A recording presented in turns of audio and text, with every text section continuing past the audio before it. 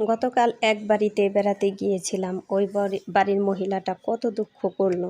মানে আমি জিজ্ঞেস করেছিলাম, আপনার মেয়ের সাথে কথা হয় নাকি? উনি বলল যে না, আমি যদি ফোন করি ওর শাশুড়ি ফোন ধরে আর মেয়ের কথা জিজ্ঞেস করলে বলে যে কথা বলবে না। মানে মানুষের দুঃখের শেষ নেই। আলু সেদ্ধ তৈরি করতেছ না?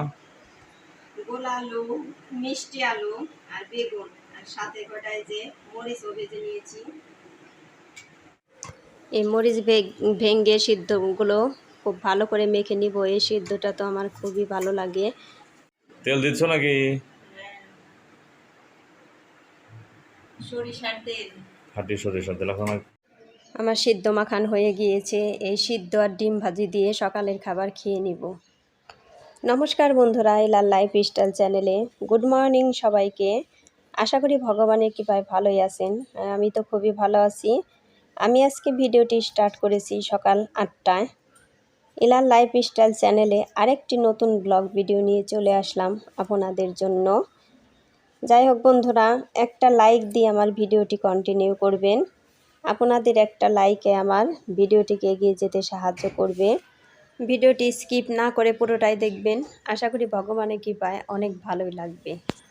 এই তো আমি যে আলমারি পরিষ্কার করছি, কারণ এই রুমটায় হলো বর্দা থাকেন। বর্দা এখন বাড়িতে থাকেন না, বর্দার আবার গাজীপুরে থাকেন। এই জন্যে এইসব রুম পরিষ্কার করার দায়িত্ব তো আমার। কারণ যদি বর্দিও বাড়িতে থাকতো তাহলে বর্দি এইসব কাজ করতো। বাড়িতে নাই যেহেতু, সেজন্য তো এসব কাজ আমারই করতে হবে। আর এসব কাজ করতে তো আর আহামরি সময় লাগে না। আমার এই 2টা আলমারি পরিষ্কার করতে কতটুকু সময় লেগেছে, বেশি সময় লাগে নাই। এই তো আমার পরিষ্কার করা প্রায় হয়েই গিয়েছে। এরপর ঘরটাও ভালো করে আমি ঝাড়ু দিয়ে নিব, বেডটা গুছিয়ে। এই রুমে আবার খাট পাতা নাই, প্রথমে পেতেছিল, তার মধ্যে যে ছেলে আবার লাফালাফি করার জন্য খাটটা উঠায়ে নিচে। কারণ এমনি ছোট রুম, এর মধ্যে খাট পাতা থাকলে বাচ্চা পোলাপান লাফালাফি করে মানে ব্যথাও পাবে অনেক, এই জন্য আবার উঠায় রাখছে। শুধু ফ্লোরেই এই বেডটা পেতে নিয়েছে।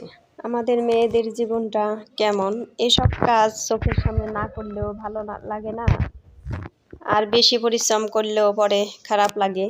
আর এই গরমে তো খুবই খারাপ লাগে, মানে অস্থির অস্থির ভাব, আর শরীরেও মনে হয় দুর্বল লাগে, বল পাওয়া যায় না, কীরকম যেন অবস্থা। আর শীতের দিনে কিন্তু এইরকম শরীরে হয়রানিটা আসে না। শীতটা একটু বেশি লাগে, কাজ করতে মন চায় না, তারপরেও মানে হয়রানি ভাবটা আসে না। এরকম হয়রানি ভাবটা কার কার আসে একটু বলবেন তো? আমার তো একদমই আসে। আমার আগে কিন্তু এই গরমের দিনটাই বেশি ভালো লাগতো। তখন আমার গরম বেশি লাগতো না শরীরে, আমি ঘামতামই না, একদমই ঘামতাম না। এই জন্য আমার গরমের দিন খারাপ লাগতো না। আমার তখন শীতকালই খারাপ লাগতো, কারণ শীতে কাতর ছিলাম আমি। আর এখন গরমের দিন আসবে তখনই আমার একটা কেমন জানি লাগে।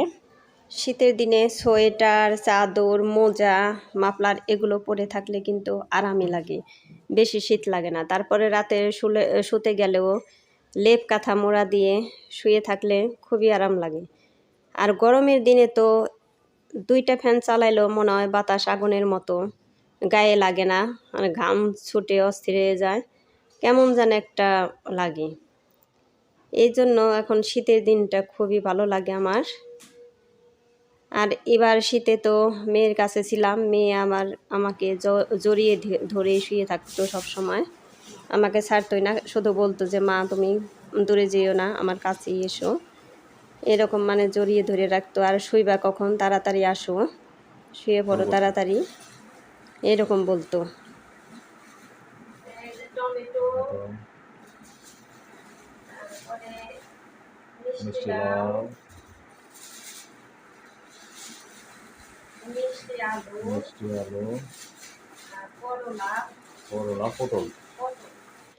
এই যে আপনাদের দাদা অনেকগুলোই বাজার করে এনেছে, এর মধ্যে মিষ্টি আলু অনেকগুলা এনেছে। তাই আমি বলতেছি যে এত মিষ্টি আলু দিয়ে কী করব। ঘরে থেকে না নষ্ট হয়ে যাবে, এতগুলো খাওয়া হবে না। তারপর আপনাদের দাদা আমাকে বলতেছে যে মিষ্টি আলু সিদ্ধ করবে, কারণ ছোটোবেলায় মা সিদ্ধ করে দিত, কত ভালো লাগতো। ওই কথাই আমার বাজারে গিয়ে আজকে মনে পড়েছিল, এই জন্য নিয়ে আসছি। আমি বললাম ঠিক আছে, সিদ্ধ করে দিব। এই যে আজকে মুগের ডাল রান্না করতেছি। আজকে মুগের ডালটা একটু আলাদা পদের রান্না করব। আজকে আমি শুকনা মরিচ দিয়ে রান্না করব, কাঁচা মরিচের পরিবর্তে। এই তো শুকনা মরিচ দিয়ে দিয়েছি। এখন এই যে ডালের ফেনা উঠে গেছে, এগুলো ফেলে দিব। এদিকে ভাতও বসিয়ে দিয়েছি, ভাতও প্রায় হয়ে আসছে। আমার ডালও গলে গিয়েছে, এখন ডালের কাঁটা দিয়ে ভালো করে গোটা দিয়ে নিব। আর আজকে কিন্তু আমার নিরামিষ রান্না, রবিবারের রান্না। এই জন্য মুগের ডাল, এই যে ঘি দিয়ে দিলাম, ঘি দিয়েই আজকে সোমবারটা দিব।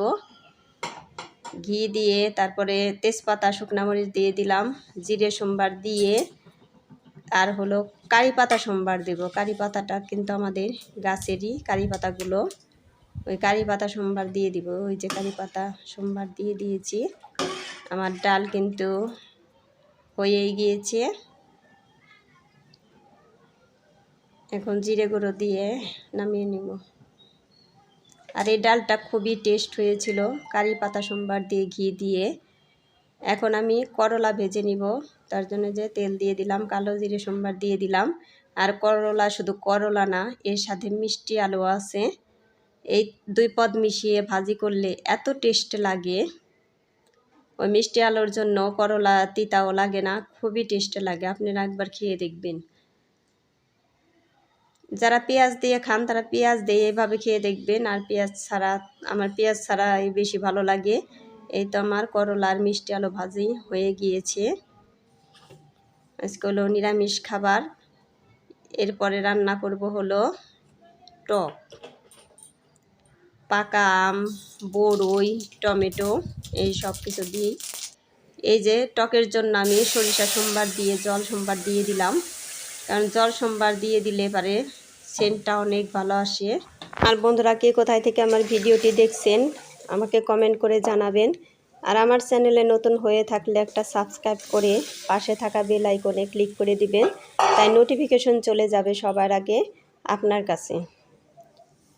আর যে যেখানেই থাকেন সুস্থ থাকেন, ভালো থাকবেন, এই কামনাই রইল। আর আমার জন্য সবাই আশীর্বাদ করবেন।